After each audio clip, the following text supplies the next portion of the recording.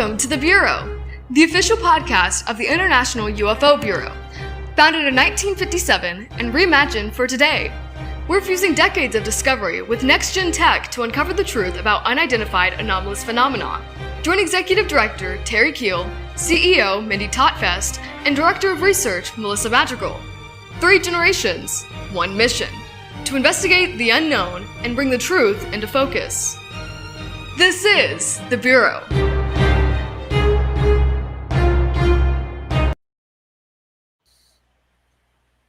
Hello, everyone, and welcome to The Bureau, where 3 generations of women come together to investigate the truth behind unidentified anomalous phenomena. I'm your host, Mindy Totfest, and I'm joined by my 2 wonderful co-hosts, my mentor, Miss Terry Lane Kill, and then, I guess, would you be my mentee? That'll work. Madrigal. Yes. Yes, welcome, ladies. It's nice to be here tonight. Good to be here. It has been an amazing week. The things that we have done as a team, I'm sure we'll be sharing some of that with the audience at a later time, but we've been doing year-end reviews, and man alive, the things we have accomplished in less than a year is mind-blowing. Oh my gosh. Absolutely amazing. I'll probably include that in our newsletter here within the next month, giving people a rundown, and then the next year we have all of our plans laid out and they're attainable and we're going places, ladies. Yay. Yes, we are. Can't wait. Yes. Well, today, I know our guest, Terry, I was telling him backstage, you have told me about him for 3-4 years or so that you've been like, you've got to listen to this guy. You've got to see his evidence. And so I'm very excited to see what all he has. This will all be new for me too. So before we get started, let's jump to audience questions in relation to what we're going to be hearing about. And then, Melissa, I'd like to hear a little bit about the history from this week. Right. Yes, we'll get on to that. Yeah. So for the audience, just to start us off, first question is, do you believe NASA is sitting on evidence of non-terrestrial technology? And the second question is, if tens of thousands of unidentified objects have been found in NASA's solar data, what do you think they could be? Are you on the side that believes they could be natural anomalies, or do you believe that they're signs of intelligent design? And if you're on that first one, I think our guest may sway you after what you hear what all he has to say today. So it'll be interesting to jump into that. Right now, Melissa, I'm going to jump over to you because I want to hear what has happened this week in UFO history. Yes, and we normally share 3, but because we've got such an exciting guest today, we want to give him as much time as we can. So we've got 1. Yes. Yes.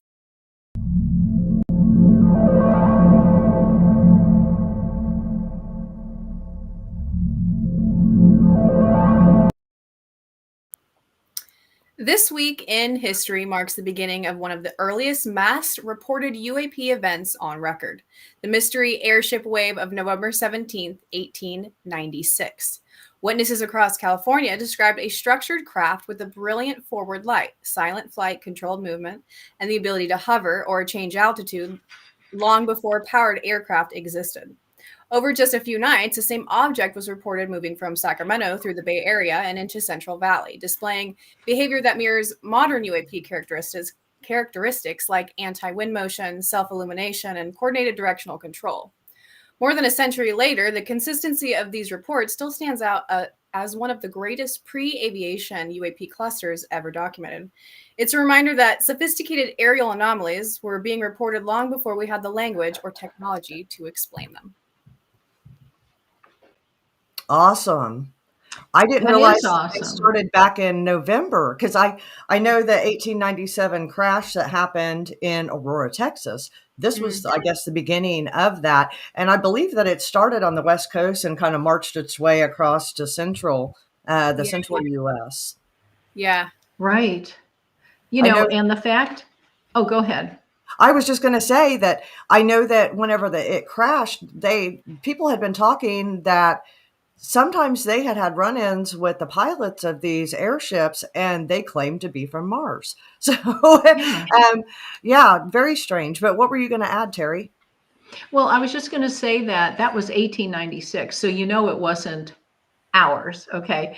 We didn't have technology, period, at that time. So it was really them. And this was a mass sighting, not just one person. So what I love about that is it really gives us the facts that, oops, I think I lost a little earbud there. My ears are too tiny for these things. I don't understand it. But anyway, it just shows, that these things were happening, they were seen, and obviously it wasn't us. So No. that's proof for those that are such skeptics about what has been seen in the skies, Yep, and just they love also that. connect to the hydro the why I'm the name is completely blanking from my brain, so we're just gonna go off that and continue. Oh, don't you love it when that happens? Live TV, anything Join can the happen. team. I know. Yeah.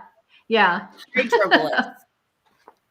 That's what I was thinking. All over the world, centuries before even that. Yes, Right. I know. Well, you even look It's- back at biblical times, Sure. the things that they were describing back then, and I'm not going to rehash all this. You can go watch Ancient Aliens and hear all of the proof, but we Yes. know they were describing technology that was beyond our ability, and we're still doing it all these thousands of years later. So Right. let's hear about our guests today, Terry. Let's go Oh ahead and my jump goodness. into it. I am so happy that David is with us. He is the Technosignature hunter. He's also a great friend, just a wonderful guy. But I'd like to introduce him. David Toon also is a researcher and an author who has uncovered more than 60,000 unidentified objects hidden in NASA's own solar observation data. A lifelong investigator of anomalous phenomenon, David applies advanced imaging analysis to reveal what he believes are technosignatures, potential evidence of non-terrestrial technology within our solar system. His groundbreaking work, featured in his book, Solar Suspicions, challenges conventional assumptions about what NASA's archives might really contain. With a background in data interpretation and aerospace research, David bridges the worlds of science and mystery, redefining how we look at the skies and what has been hiding in really plain sight. So this is just wonderful. Welcome, please, to IUFOB. We're so glad that you're here, David. We've been waiting a long time for this. We've had to juggle things around and move things, and it's been crazy. But thanks for your patience, and thank you for coming on. And can't wait to hear all about what's going on. Hello, ladies. Thank you so much for having me. I'm excited about the topic and for being here at IUFOB. So to get started, let me give you a little bit of background so we all have a foundation of how I got to where I'm at today and what I'm about to present. I spent 22 years in the military, last 17 of it flying Scouts, Hueys, Apaches. So I'm a helicopter pilot in the military side, and then went over to Iraq and Afghanistan for 6.5 years doing logistics work over there for supporting the military effort. And then came back home, and my wife said, well, glad to have you back home. It's been 6.5 years. You might want to stick around. And I'm like, well, I was going to do one more contract. And she said, no, let's keep you here. But since I was interested in drones at the time, she said, why don't you just go back to school and learn about drones? I'm a helicopter pilot, but I'm not a drone pilot. And so at the time, and so when I started at Daytona Beach, Florida, at Embry-Riddle Aeronautical University as a student, I went back and got a degree in unmanned aircraft systems. And so, long story short, while I was doing that degree program, I was looking at the weather charts because I don't know if anybody's, in Florida, been near Florida. Weather changes quick. And Yes, so it does. I was looking to see if I needed an umbrella because I was about to go to class. I'm like, is it going to rain today or not? And when I went to the radar charts that have that 4-hour loop, you can kind of see where the clouds go and they just keep going. So I was looking at the loop and all of Florida was clear, except right in the middle of the loop, these 5 huge circles just got bigger and bigger and disappeared. It looked like a microburst, but 50 to 100 miles wide. 5 different spots on Florida. I've seen that here in Oklahoma before too, on some of the radars. Yeah. Yeah, these are not really explainable because weather is kind of my secondary interest. Being a pilot, that's how you survive your pilot. Right. You've got to understand weather. And I had never seen anything like this before, especially at the exact same time. So I realized it was something probably from the sun. Something solar must have hit the earth and scattered these on a cloudless day, just created clouds and made them dissipate within 4 hours. So I went to spaceweather.com or whatever it was, and I was looking at solar satellite images thinking, well, maybe the sun had a coronal mass ejection or something, something towards Earth. And it was nothing. It was quiet. So as I was going through the day's worth of images on that space site, I was seeing flickers of light and lines and the normal artifacts you would see with a space satellite. But every now and then there'd be something that blip across on one of the images that was a shape, not just a line, not just a dot, but a shape, something more, a little more complex.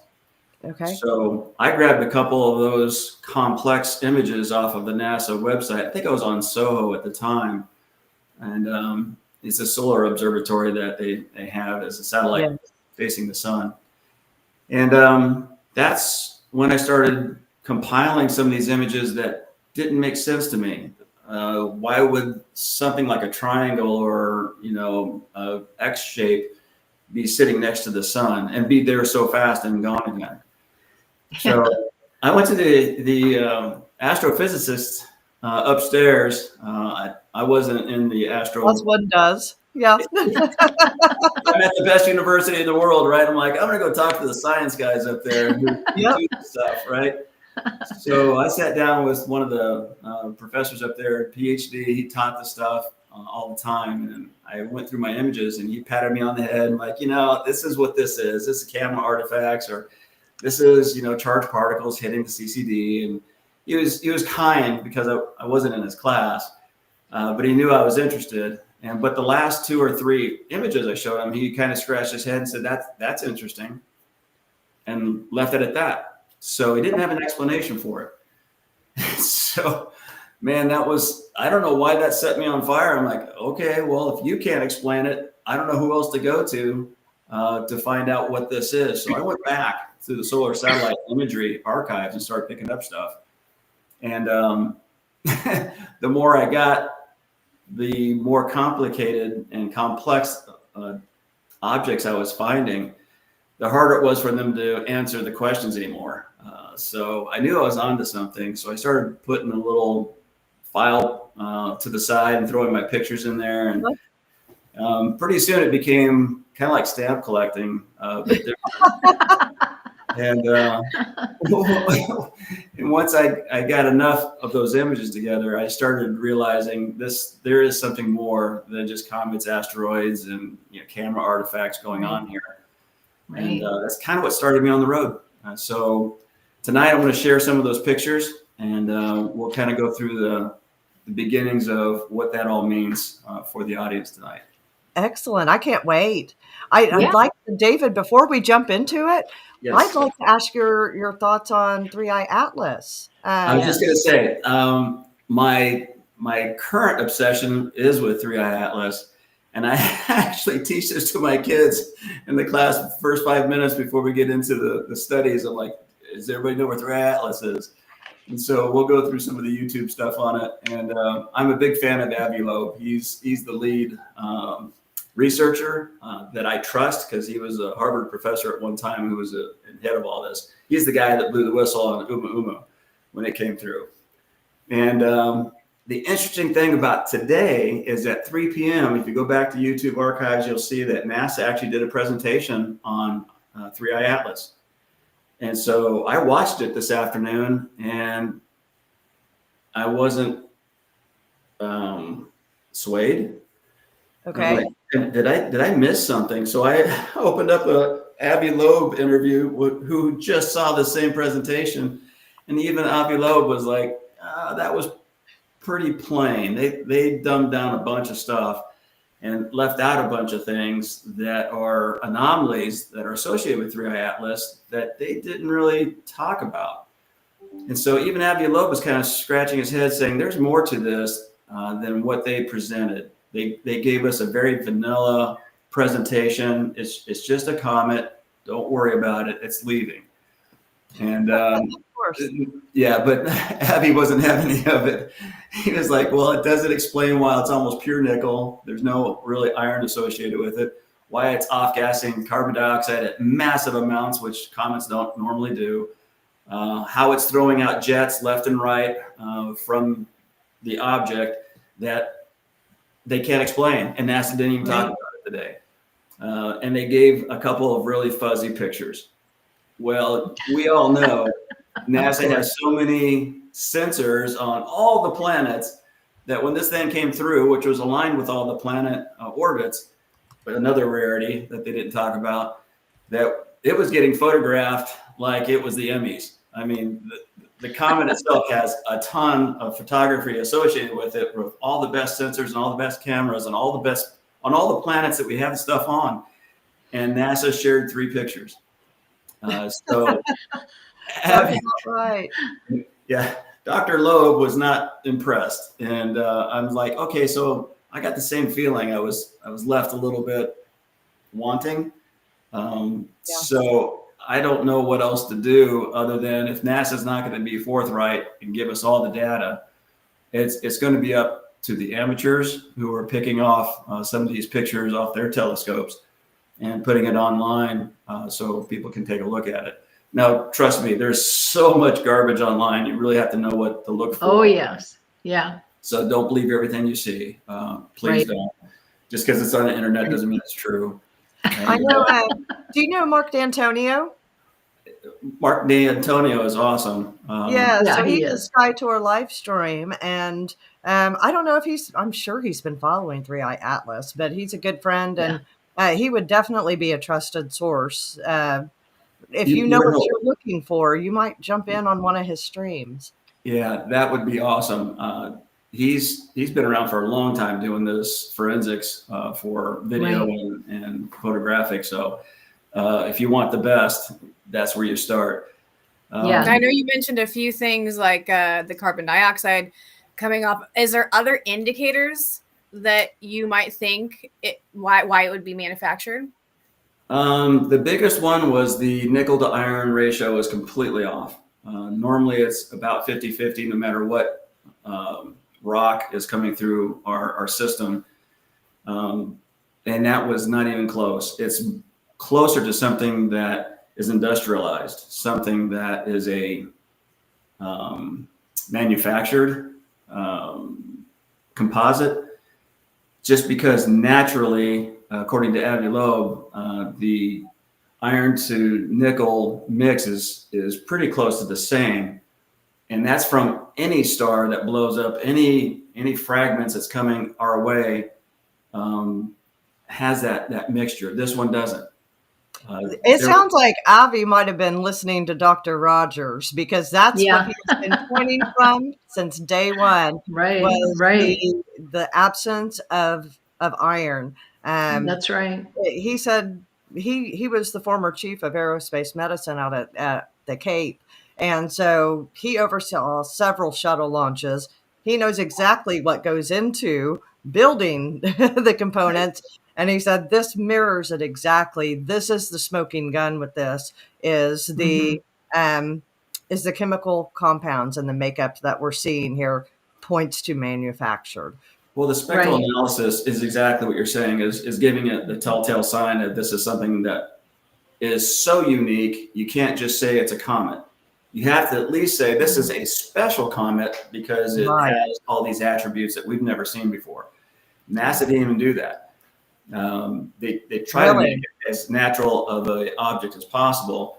And then they didn't even talk about the size. I mean, the size of the thing, a million times bigger than Oumuamua. Thank you. Can't say it. Whatever. Yeah. You said that earlier, and I was wondering if that. I was like, I is he need even another wrong? drink. I wondered if I'd been saying it wrong all this time. Yeah, right. Amua, I think he's right. You're right. Yeah. But when you have something that's a million times bigger than that, and Right. he said by ratio, we should see 1 million of those coming through before we see 3i Atlas. Doesn't even make sense that we have something now the size of Manhattan or Long Island. I forget what he's saying. 5 kilometers minimum. They don't know how big it is. That hasn't been put out yet. I think NASA knows. But that wasn't talked about because that was one of those things that was missing in the briefing today. So Did anyway. they talk about the changing of colors and stuff? I know Yes, that can yes. be natural. Several of the things can be attributed to natural phenomena that they see commonly. But from what I understand, it's deviated from its trajectory several times. Obviously, that's it's not natural. normal. So They didn't bring that up either today. Right. No trajectory changes, no acceleration Hi, or Benno. deceleration changes. It just was Yeah. a very vanilla presentation, missing a lot of data. One of our good friends, Benno, just joined us. And so it's good that's great to see We've him. platforms. And so it's good to see him over here. Hi, Benno. Yeah.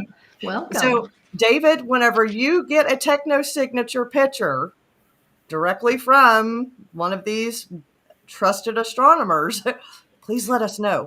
We want to know if you get something on 3i Atlas. Well, if you understand the industry, I think Kevin has a slide that'll show some of the imagery principles that we use for making the analysis and saying, hey, this is something that everybody can get into.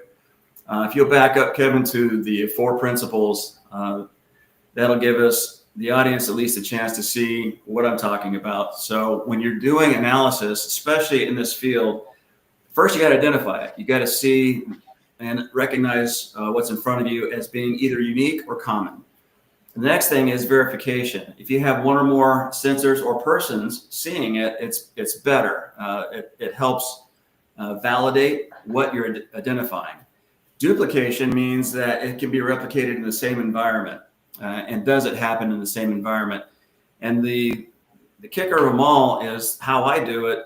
Everybody has access to it because accessibility for me is simply the archive sitting on NASA's website of SOHO, Stereo, and SDO. Those are the 3 solar satellite image archives I dive into. And so the actual satellites themselves are all staring at the sun. They're in little different orbits, but the very first one was SOHO, which is 1 million miles away from Earth, and it's staring at the sun. So even the moon passes behind it, doesn't get in the way, but it's an older system. 1996, it was deployed and it has an okay resolution. Stereo ahead and stereo behind were on Earth's orbit, but they are going in opposite directions of the planet. So they can get the satellites on the backside of the sun so we can get a 3D look at it. So in that regard, you kind of see where NASA is focused on these satellite systems. Also, there's another one that says SDO, which orbits around the Earth. It has a 4K system. It's really great, good resolution. We'll be seeing some of those tonight, and it's the latest and greatest. It was deployed in 2006. So when you're looking at resolutions from that particular system, it's a little more refined and better resolution. Yeah, thank you, Kevin. I appreciate that.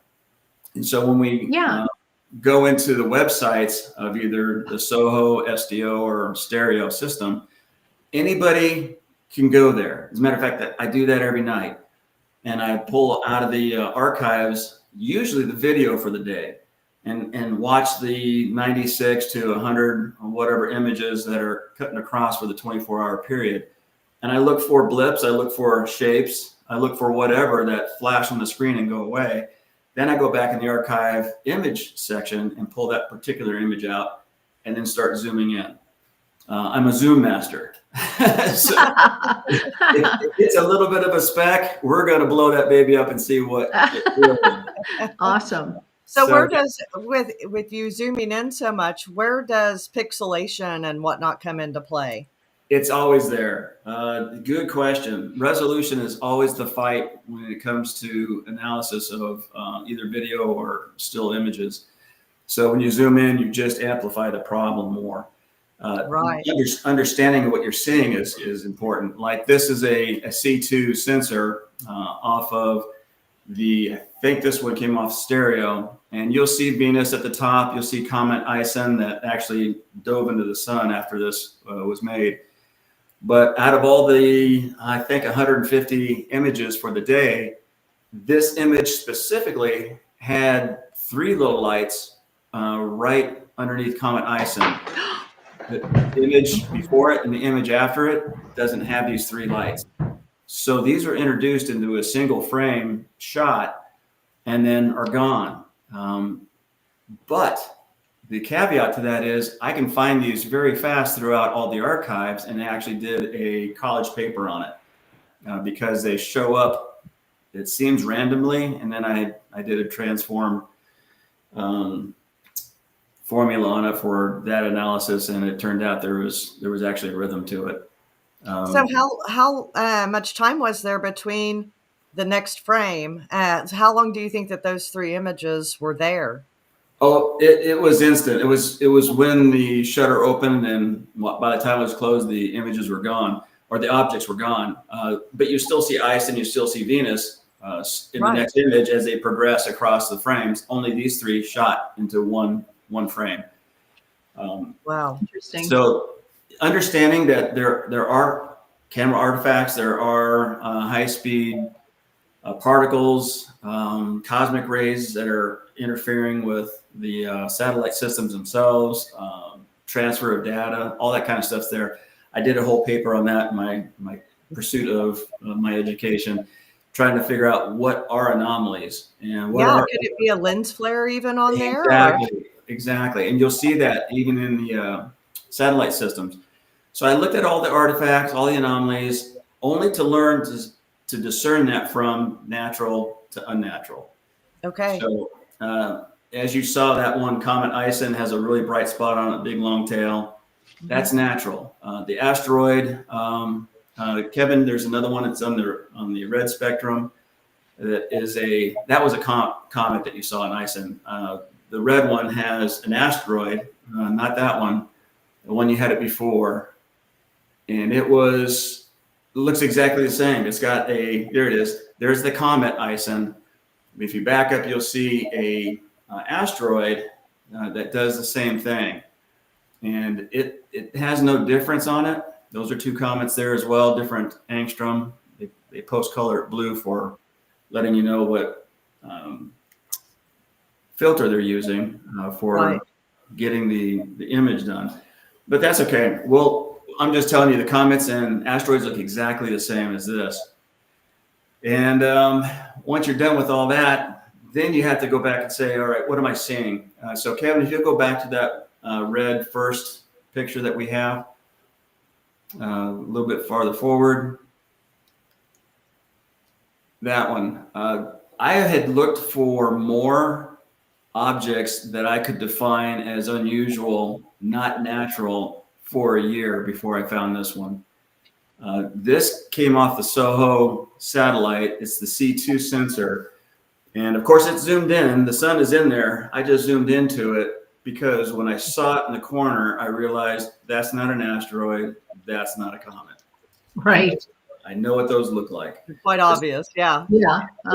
This is too organized. And again, it's only in one frame.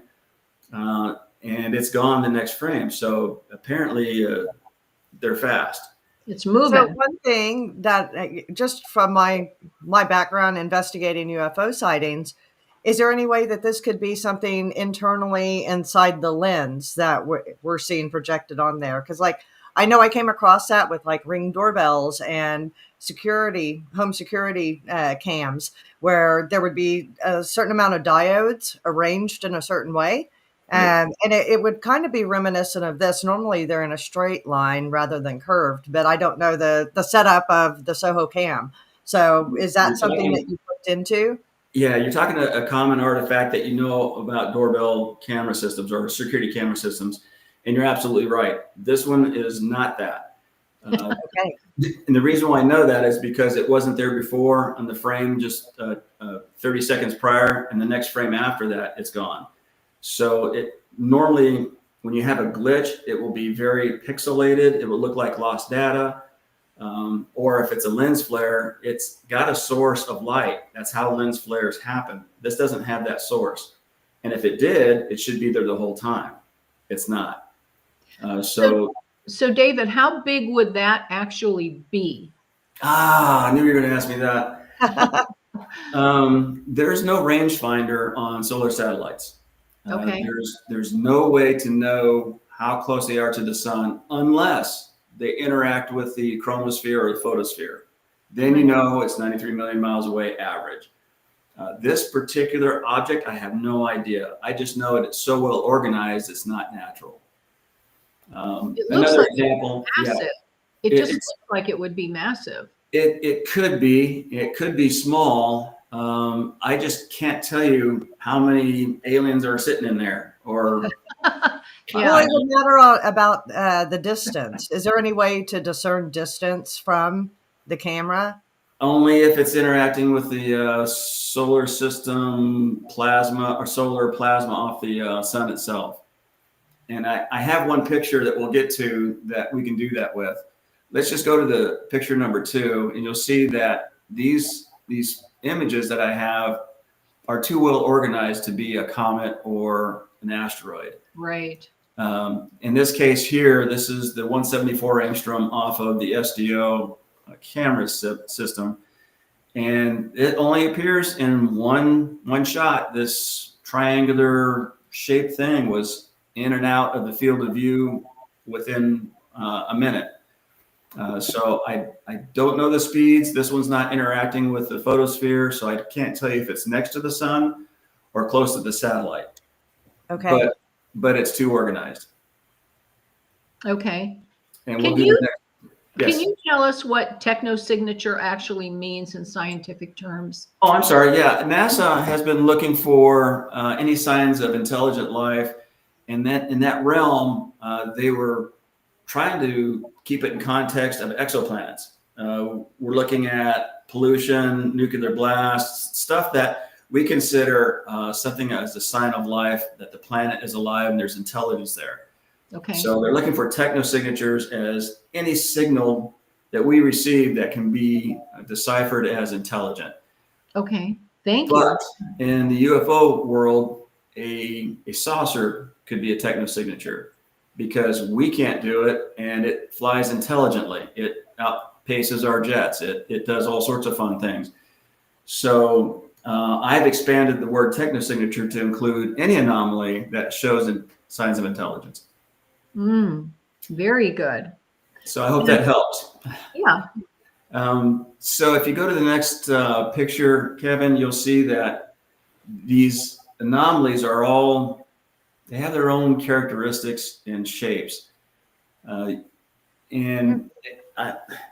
astrophysicist will tell you that the smeared lines are charge transfer effect, which is a fancy way of saying the pixels got overexcited and spill and smear, and when the picture is created, and that could be, but they can't explain what the object is that created it.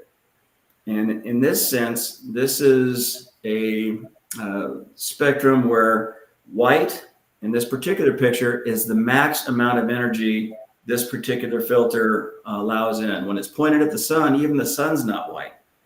So whatever this object is, whatever that point of the object is that's creating this smear, has so much energy within that frequency band, it's white.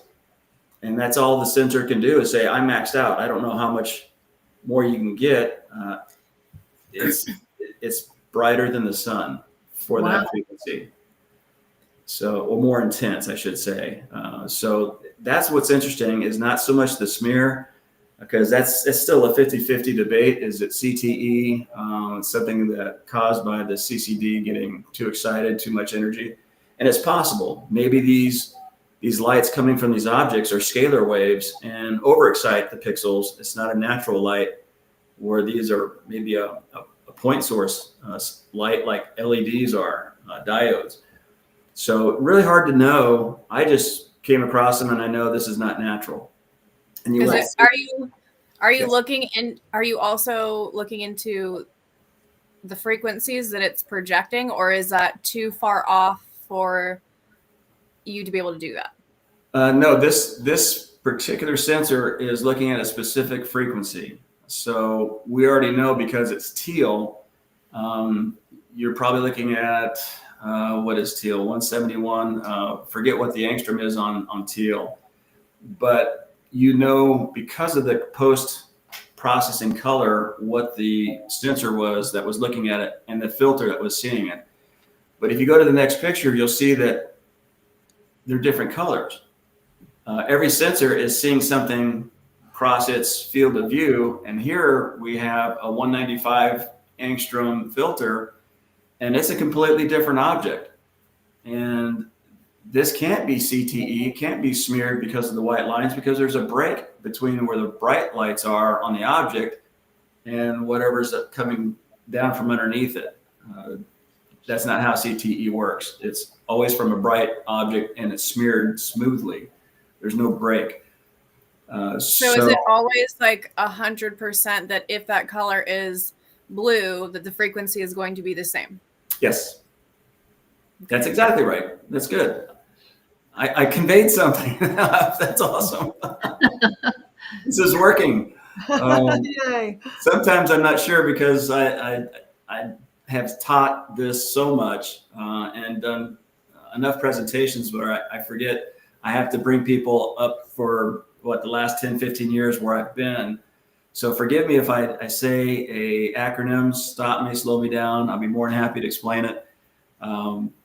But that's exactly right. Every color image you see off of a NASA website is a specific angstrom, and it is pointing to a specific sensor that does only that color. Actually, only that frequency. It's post color, so you know what the frequency is. Ah. Okay. Does that help? Hey, David, I have kind of a random question that I've been sitting here wondering about. Is there any delay? I imagine there is some in the feed that's being relayed on their websites. And if so, do you know how much of an offset that is?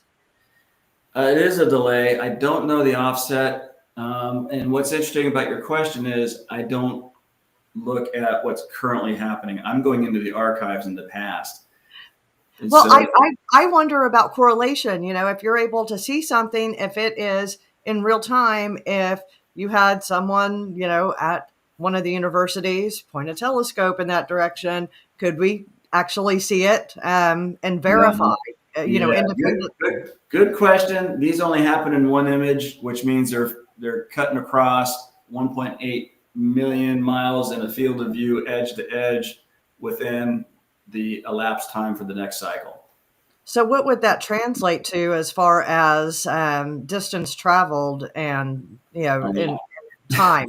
I don't know. If it was next to the sun, Come on, Emery Riddle. right next to the sun, I can tell you. If I had 93 million miles, I could play math all day long. I just don't know how close it is to the satellite.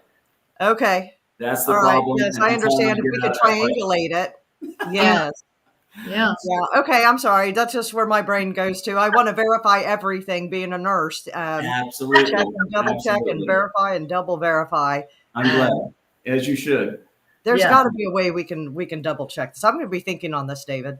Well, not a problem. All my pictures that I have, I even have a website on solarsuspicions.com that has about 1,200 images, and they're all labeled the date time group. So you can go back to the archives and find it yourself. You can go back to the original picture and zoom in and see what I'm seeing. I'm not trying to hide anything. As a matter of fact, I want people to find these. And if you want to sip a little bit of coffee while you're doing this, grab the mug. Yeah, get the mug. This is a perfect time to just chill and chase Technosignature. Sounds like a good night. Yeah. How can you go wrong? And on my website, the reason why I allude to that is because it's a free open website. It says join, but the button doesn't work. It's only half built. But I did open up the images so people can go into the database and see as many images like this, which this is in there. and pull them down and keep them for themselves. It's free. I just want people to start having this discussion. There's more than 3i Atlas out there. There's more than Oumuamua out there. You're going to see this stuff that NASA's had for almost a decade in some of their archives. It's old. Now, I want to go back to the frequency for a minute here. Yeah. Frequency is my domain here. So do you have you ever come across the frequencies that are being picked up in space? Have you ever come across them being here? Only through SETI. And even Avi Loeb has talked about the WOW signal that has come in from one of the star systems. And he thought for a while that it was attached to either 3i Atlas or Oumuamua because it came from the same area of the star field as those objects have transitioned from. So I don't study those frequencies because there's about a gajillion antennas out in the desert doing that for me. Not for me, but for all of us. And, again, line it up with the time and date and see if there's anything picked up. Well, we've got to get a team on this, David. Yeah, let's get out there. That's not my forte, even though I have electronics background. Smarter guys are handling that part for me. Yeah. I just do the image analysis only because it's interesting to me and I can do it. I know what to look for in the archives. So I have about 60,000 of these images in my personal files, but I'm sharing about 1,200 on my Solar Suspicions website. So if you want to go there and see these same images, you can. Plus, there's music, so you can get that coffee mug going, get the music, get the images to cross by at a certain rate. Now, what kind of music? Are we talking about like hard rock? Are we the throat singing or first music? It's not Nine Inch Nails. It's more spacey and relaxing. Maybe a bottle of wine. I don't know. Yeah. Beverage of your choice. But it'll take about a couple hours to get through the 1,200 images, and you'll see some images that will kind of rock your world. And in fact, Kevin, if you want to go to the next image in the lineup, we can kind of go through a couple more and then maybe take some questions. This one I put in there because it looks like a structure associated with the light itself. So when the astrophysicists say, hey, well, it's got a smear to it, that CTE, I look at them and say, what about the object that makes the smear? That's not an asteroid. That's not a comet. It didn't last very long in the image sequence. As a matter of fact, it was one. So if you go to the next image, you'll see more that I've showed that shows so much organization that there's no way this can be an asteroid or a comet. And it's also impressive. Isn't that a pretty shot? I've got about 1,200 of those. They're kind of similar. Really, really strange, but they're all look like snowflakes. Yeah. But that's a fun one because it's sitting right next to the sun. Is that X in the middle something that's part of the camera artifact, or that's what's actually out there? That's what's out there. That's very similar to what we see here. Isn't that interesting? Huh. Mm-hmm. Very interesting. And in the image before and the image after is totally dark, just like it is around the image right now. You're seeing it. That thing cuts across the field of view super quick. Yeah, they are super quick. So how did you catalog over 60,000 unidentified objects? Bored, really bored, and a lot of time at night. All the degrees you have? Oh my goodness. I know. Well, that actually got in my way. Yeah. If I hadn't gotten 4 degrees, I had way more time to go through the archives. But it's one of those things where once you get into it, it's kind of hard to put down because you're seeing stuff that no one else is seeing. Right. And I feel like an explorer, like a Columbus type of feeling, like no one else has been here. You are. Except the guys that are driving these things. I mean, they're there, but I don't know who they are. Yeah. I also wonder. Your wife started this entire thing, right? It's her fault. She supports me. She lets me do Awesome. my thing, and Good woman. she watches murder shows on TV, and I just Technosignatures. Oh Lord, that's great. If you go to the next picture, you'll see even more unique shapes, and this one happens to be one that didn't come off of the solar surface, but it is interacting with the photosphere, and it's about the size of Saturn. And I can't explain it. I just know that it was in one image and out the other. Usually when a CME erupts or one of the ropes, releases, it's a series of images and you get to see where everything's going. This simply went through the photosphere and out. Wow. So it's a glancing blow, and I don't know what it is, but it's massive. Yeah, it looks similar to when the CMEs fire off, but you said this was just an instant. It's an instant. There was no CME at the time.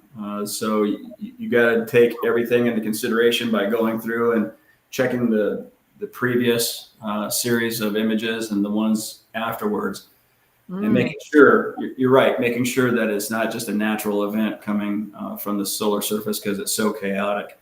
Right. But this was a one and gone, and very interesting look. And it's one of the ones that's close to the sun itself. So now when I say that's about the size of Saturn, I mean it, because it's right next to the sun, and I know it's 93 million miles away, and that's about that size. When I first looked at it, I got one of those shivers. Shivers. That shouldn't be there. Yeah, it's very strange, and I think that Lisa was right. The world should be seeing these. And this does have a biological look to it. This is not a normal ship that we would create. It's got a tail. It's got like squid-like features to it. So is it biological? I don't know. It has those characteristics. I wish I had a video. Yeah, I wish I had a full video of it, transferring or transitioning through, so I can tell. Because single images leave a little bit to the imagination, so you got to watch the pareidolia. But this one's a fun one. I wonder if everything is like extraterrestrial or paranormal. I wonder if you're catching both sides of the equation there. Or is it just a big biologic? Biologic.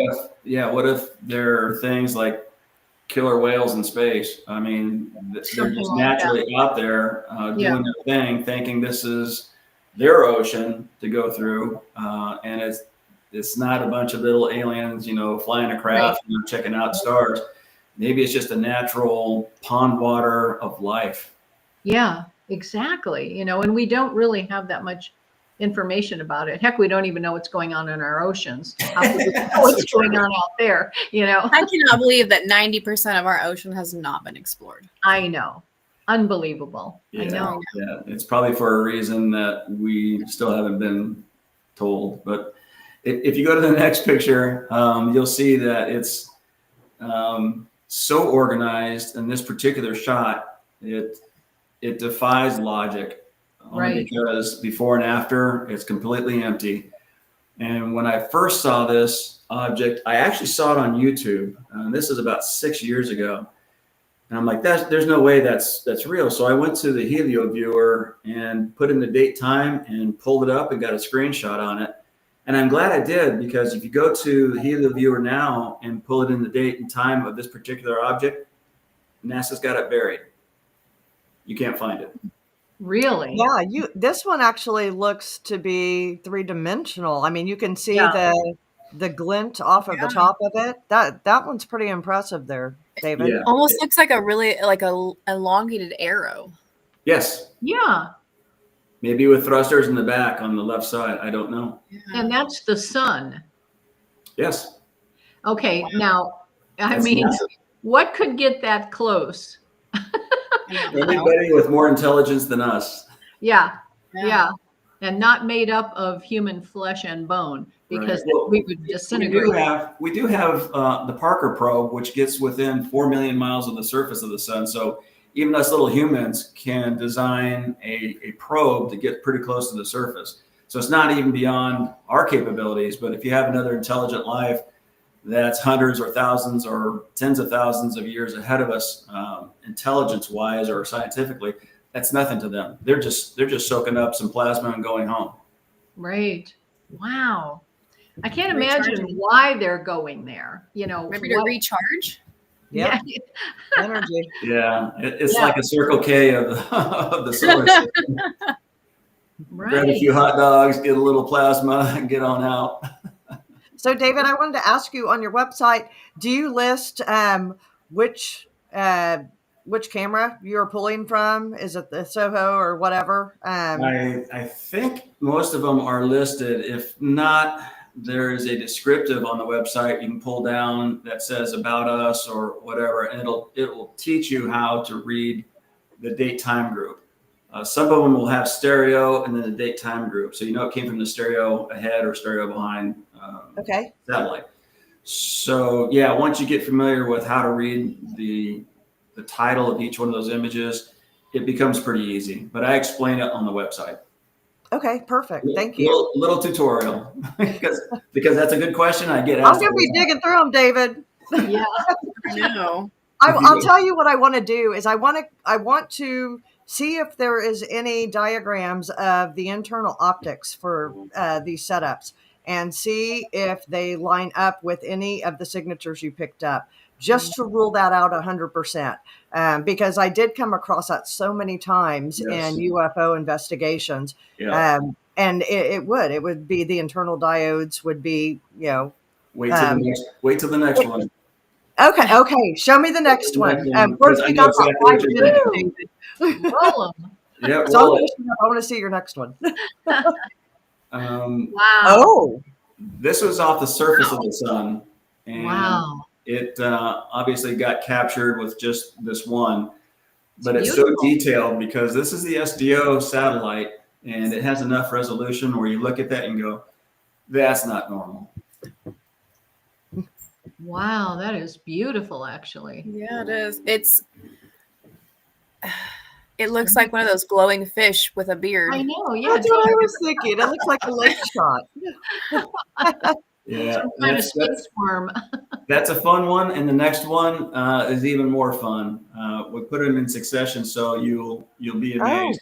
What in the This world? was, you know, that C3 sensor we were looking at with the comments and such.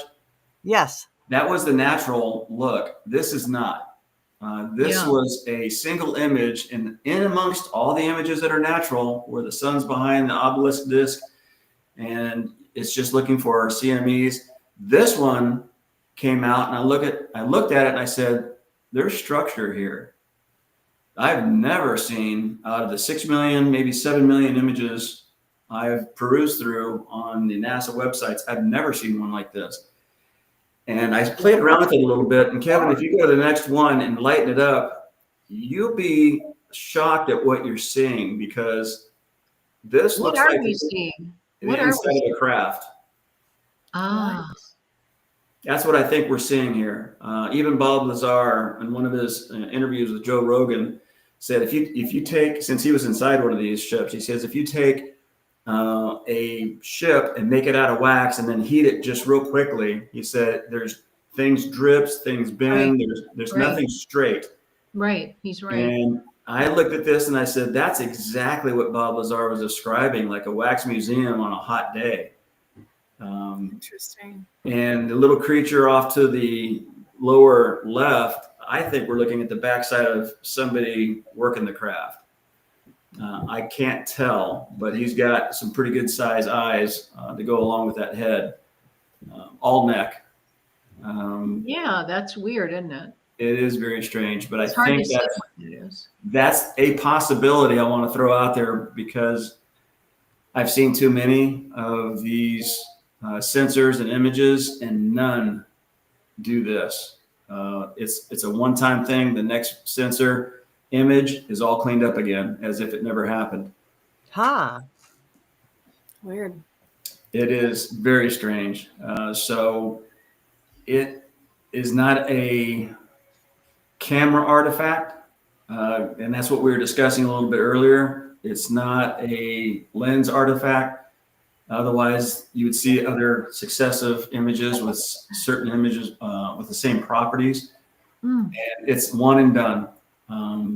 And I just can't explain it, except I think I'm inside of a craft with this one particular shot. Like they were doing maintenance on it and they forgot to turn it off.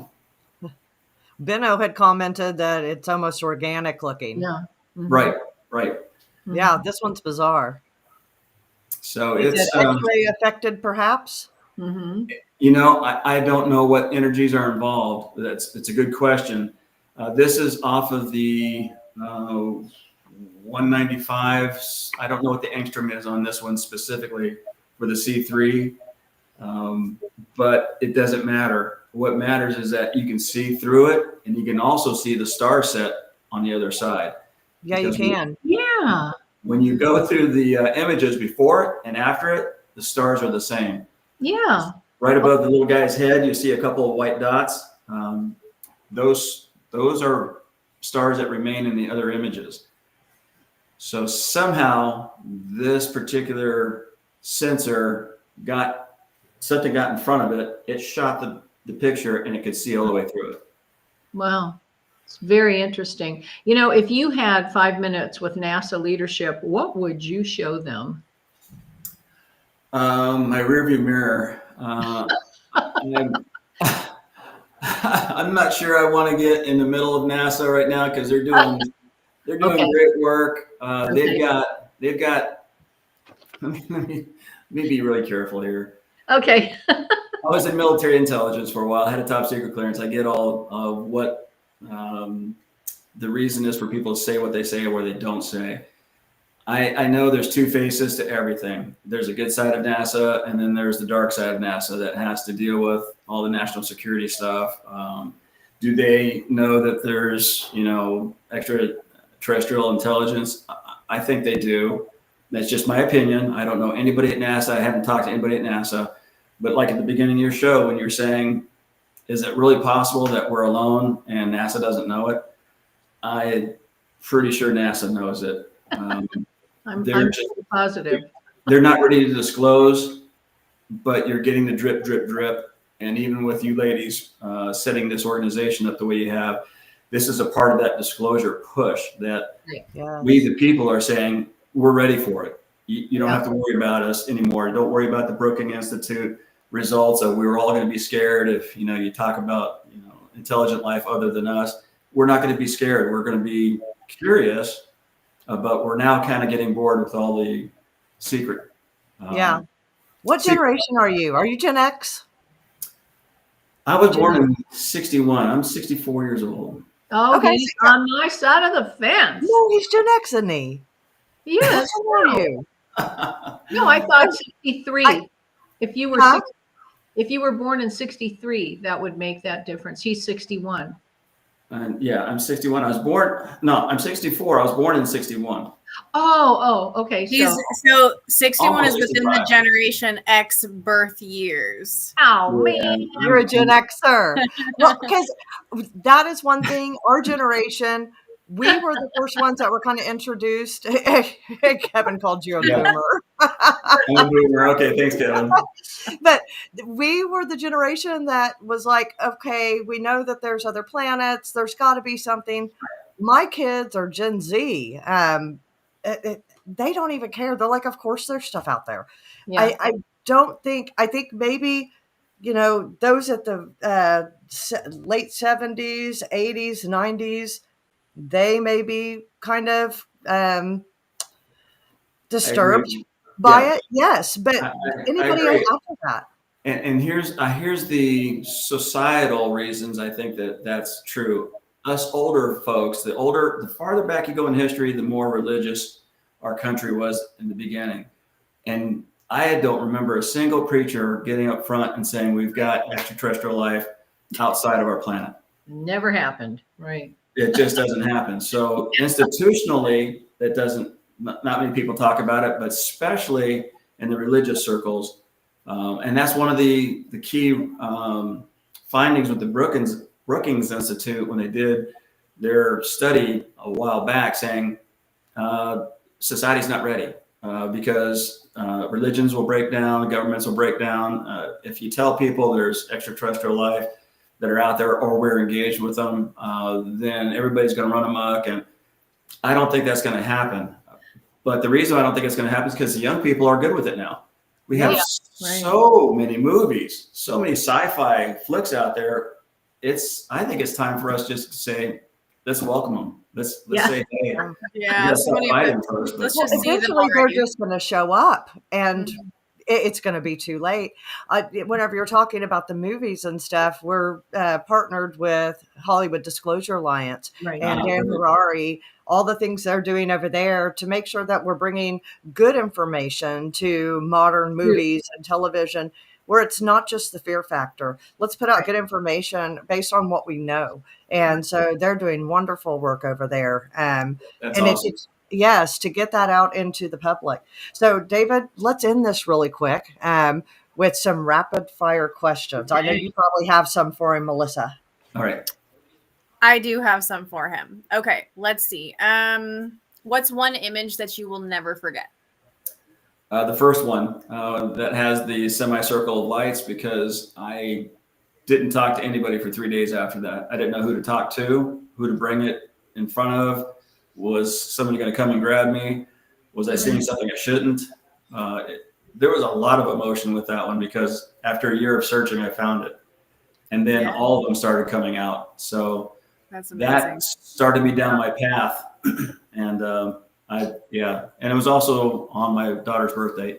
So, yeah. Okay, another question, since we're moving along fast. What satellite do you trust the most? I trust them all. And the reason is they all have the same filter systems. The newest one's the SDO. It has the highest resolution. But I trust them all because the best scientists and the best minds in the world keep them calibrated and keep them firing. And they optimize them just about daily. So there's not one that I have over the other. I actually go through all three systems. Okay. Good question. All right, let's see. I'll throw one more last one at you and see if the other ladies would like some. One word for NASA's archives. One word? One word for NASA's archives. Massive. There's so many terabytes of data. I've probably scratched 1% of 1%. Wow. Of 10 years worth of looking. And I'm not even close to getting where I need to be. It's going to take AI to go through all the images and find the same thing much quicker. Yeah. All right, David. So where can people find you? Tell us again. My website is solarsuspicions.com. The email doesn't work there, so you can't email me. Like I said, it's half built. I'm also on email YouTube. They can reach out to you on? No, I've kind of walled myself in. So I just like to share, like to present. If you want to get a hold of me, you could use my personal email. It's just majtoon1@gmail. If you have specific questions I can help you with, but it's magetoon1. And also, you can go to YouTube. I have a YouTube channel. It has Solar Suspicions on it too. There it is. And one of them's a little movie trailer. It's kind of fun if you want to see some really cool stuff up front. It only takes a few minutes to go through. The other ones are two different presentations I did. One's clean, not in front of an audience. It was a little bit shorter. And then one I did for another group. So it's one of those things where if you want to take a look at some stuff, that's there. But also Amazon has my book if you want to read through Solar Suspicions. And I suggest going through the website first because that's free. The book is for sale. I would do the paperback, a little cheaper. But you'll see a lot more images on the website, and you'll have access to it than you would anything else. So very cool. Yeah, I was on a podcast. Cheryl Jones was kind enough to bring me into coast to coast. And then right after that, I was on The Proof Is Out There, where they did an assessment of some of the images that you guys just showed. And I did 30, 45 minutes worth of interview, and they played about 15 seconds of it. I still haven't seen the episode I did with them, and it was like last year. I still haven't seen it. Yeah, it I'll takes 2 years. watch your episode though. No, it'll take 2 years. They're very slow at getting stuff out because they get some of the top guys to look at your stuff and try to refute it. Yeah. And I like that. I like the science rigor of, hey, is this true? Is not? Is this guy crazy? Is it pareidolia? Luckily, I got half and half on the grade. I came out of it 50-50. So there was some head scratching at the end, and that's what I like. Absolutely. Yeah. You know, you mentioned earlier that when you saw that first image, you know, that absolutely took you 3 days out. Yeah. You didn't have anybody to talk to, but I want you to know you are always welcome to come and talk to us here on the Bureau. This has been amazing, and we thank you so very much for this. Oh, this has been fun.